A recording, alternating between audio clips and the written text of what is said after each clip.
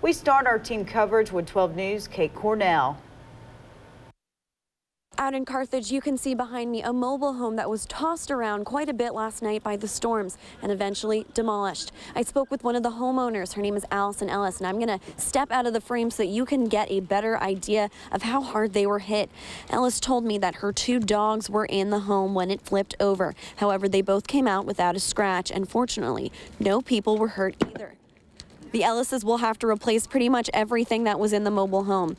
Coming up, we'll hear more from the Ellises directly about what comes next and how they plan to cope. In Carthage, Kate Cornell, 12 News. We have learned today that mobile homes do not make for safe shelter during heavy storms. 12 News' Kate Cornell examined some of the damages in Carthage. Kate? The Ellis family has been rummaging through the remains of their mobile home and their belongings, but as you can see, there's not much left to salvage. They've been burning the rest of it near where the structure used to stand because it'll just be easier to burn it than to dispose it. Allison Ellis says they are just thankful that no one was hurt.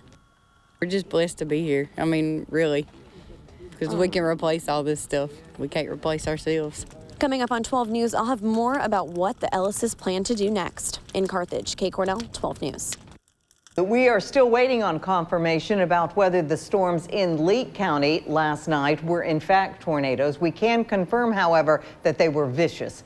12 News' Kate Cornell spent the morning in Carthage. She spoke to a family that has suffered a total loss. In-laws kept telling us to come over there, and we got up and went to our house and came back and it was gone. Wednesday night storms knocked trees over, cut power lines, and left some people in Carthage, like the Ellises, homeless. Allison Ellis says that she's just thankful that no one was hurt. We're just blessed to be here. I mean, really, we can replace all this stuff. We can't replace ourselves. Behind me right here is where the mobile home originally stood when it was intact before last night's storms and winds knocked it over about 100 feet and then demolished it.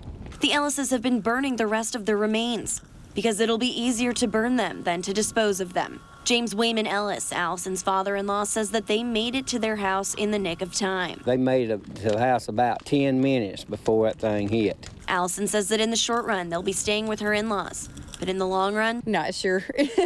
reporting in Carthage, Kate Cornell, 12 News.